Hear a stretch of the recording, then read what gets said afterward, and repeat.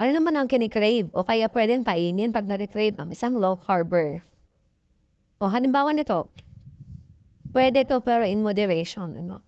Ito unsweetened, walang asin talaga, o walang sugar, fried lang. Okay? So, tatlong seeds. Seeds ba yan?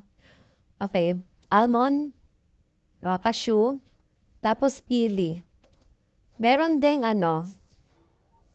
yung raisins, pero isa lang yata or dalawa. So, let's eat nuts. Nutsy.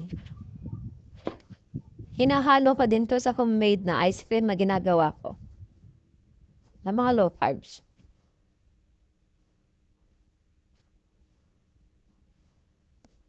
Pasoy. Hindi.